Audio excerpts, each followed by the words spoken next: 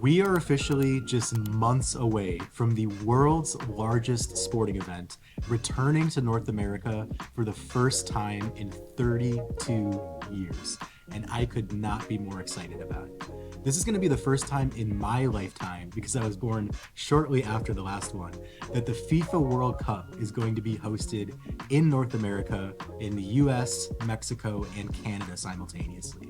Now, Sydney and I have spent the better part of the last 4 years hopping around the globe, visiting new countries, and exploring cultures that we didn't know much about before getting there. It has been a literal dream come true for us. We feel like we've grown so much, we've learned so much. It truly is a privilege that we don't take for granted. And that is exactly why we could not be more excited for next summer.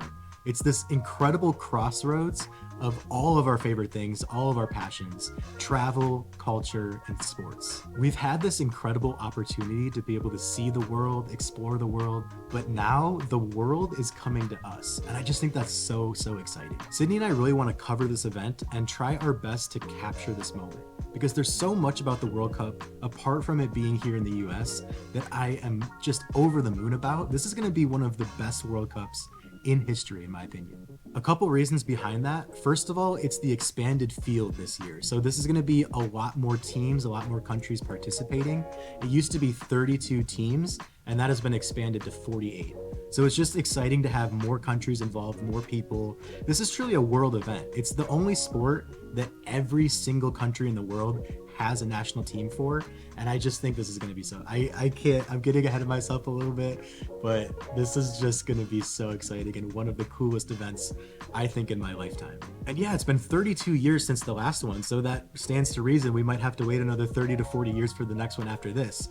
Sydney and I really want to capture it. We want to be able to go to these cities where they're hosting it, to talk to people, see where they're coming from, see who they're cheering for. And the football itself is going to be really exciting too, because just thinking about the storylines, this could be the last World Cup for legends like Cristiano Ronaldo and Lionel Messi. Luka Modric, one of my favorite players from Real Madrid, he's going to be playing for Croatia for the last time.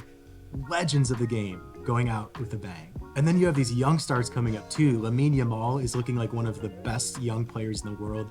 He's going to be participating in his first World Cup for Spain. One of my favorite players, Jude Bellingham, he's going to be playing for England. Actually, it's his second World Cup. He played in Qatar, but still, he's one of those rising stars in the world that we're going to be so excited to see his game on such a huge stage, such a huge moment for the world. Okay, I am definitely getting ahead of myself here. But what this video is going to be about, it's a little bit of an announcement video. Leading up to the 2026 FIFA World Cup next summer, Sydney and I are going to be releasing videos that are kind of previews or guides for each city that's going to be hosting this incredible event. Now I'm going to put myself to the test here and see if I can remember off the top of my head. There's going to be 16 cities across North America, most of them being in the US, but 2 in Canada, 3 in Mexico. Let's see if I can remember. Okay, it's Atlanta, Miami, New York, technically New Jersey, Boston, technically Foxborough, Massachusetts, Philadelphia, Houston, Dallas, Los Angeles, San Francisco, technically Santa Clara, San Jose area. That's gonna be the one thing about this World Cup, is we have a lot of stadiums that are kind of just out in the middle of nowhere. I don't know how the logistics are gonna work for that, but we'll get into all of that with the preview videos.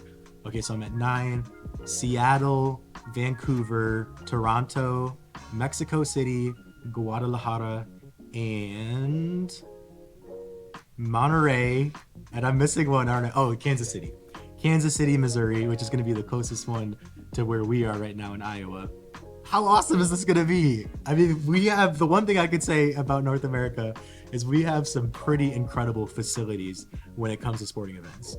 Now, of course, they're used for our national sport, American football, but it's going to be so cool to see all of these venues transformed for the beautiful game, and to just see all these people coming from all these different places.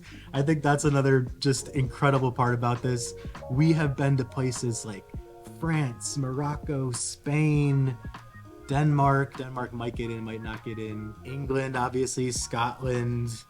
I could just go on and on about the teams that we're excited to see. South Korea, Qatar.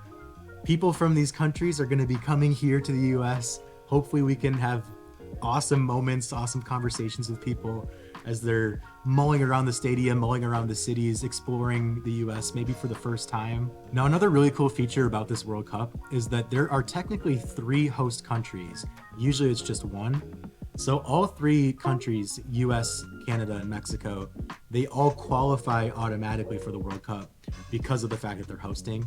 That is a rule that goes back to even the old format. But it's just cool that all 3 of these countries are going to be able to play in their home countries. Those atmospheres are going to be incredible.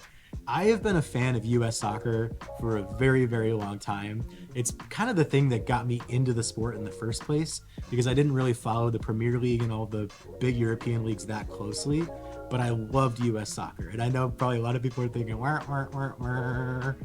We've had some tough times. And going back to the loss in 2014 against Belgium when Tim Howard had one of the most incredible performances, kept us in that until extra time. The disaster, the debacle of the 2018 qualifying. We lost in 2017 to Trinidad and Tobago, didn't even get in the tournament. It's been a difficult, rocky history for US soccer, but I think this could be an incredible moment for it. I just hope it piques the interest. Soccer is already on the rise in the US. There's no doubt about that. It's hard because we have so many sports here. Baseball is so big, American football is so big, basketball is so big, even hockey in the US and Canada is often bigger than soccer, but it's just had this steady rise because it's the world sport. I mean, everyone else in the world, it's the #1 sport. And having incredible players like Lionel Messi, Luis Suarez, Sergio Busquets, Son from South Korea, all these guys coming to the MLS and playing there, that's had a big impact in it too. The MLS is still, it seemed like a while for it was on the rise, but now it's kind of going back down again. But hopefully Messi helps with that. I don't know how the team's going to perform. Luckily we have, I'd say, a group on the easier side than last time, and we did make it out of the group in Qatar, but we'll just see how that all goes. I'm not going to come on here and make any predictions about how far the US is going to go, but just the fact that I know we're going to have some home games. One of them is going to be in Seattle, which is undoubtedly one of the best soccer cities in the US. That is going to be an incredible atmosphere against Australia. Okay. Getting ahead of myself again. The reason that we wanted to release this video now is because the draw just occurred on Friday. So now we know a little bit more information about who's going to be in the certain groups. There's still some European playoffs, and actually I think some other playoffs too, that still have to occur before we know the entire field. But we have a pretty good picture right now of who's going to be in the different groups. There's going to be 2 that qualify for the next round from each group. It's very similar to how it was before. And it's just going to be interesting to see how everyone competes against each other and who's going to come out on top. I mean, Argentina, the defending champions, are definitely going to have a say in this. Spain right now is looking like the heavy favorite, but you also have Brazil, France, the Netherlands, teams that are always kind of at their heels. Morocco has had a really strong side for a number of years now. So everything's starting to come into focus a little bit. I feel like we've been kind of talking about this World Cup for a couple years now, just looking ahead onto the horizon. It's almost here, but now it's really starting to feel real. And that's why we want to really dive into this. We're so excited to start these preview videos and just kind of showcase maybe why these cities have been selected to host, because I really think they did a good job. A few snubs, I will say. The great city of Chicago, which Sydney and I lived in for 4 years. Can't believe that's not on there, but it's okay. Nashville would have been great. There's still a lot of great places, and I'm so excited to dive into it. A little bit of the logistics of what it's going to look like as far as people getting to the stadium, what people can do when the games aren't occurring, because a lot of times you'll play in the same city, but it'll be 3 or 4 days apart between the games. This is a big moment for North America, a big moment for the United States, and I can't wait. I just can't wait. It's going to be so exciting. Sydney and I spent this most recent summer on a road trip. We went to 20 different states. We went 6,500 miles in the car. It was a lot of fun to just explore a little bit more of our country, and we did it kind of based around these house sits that we found where we could take care of some cute dogs for a while and just hang out in some really, really cool houses. And we covered a lot of ground, so we're still going to be releasing those too, but we want to get started with these preview videos because there's 16 to get to, and before you know it, this is going to be here. We're going to get to June when everything's going to kick off, at which time Sydney and I are going to be traveling to a few of the locations and taking it all in.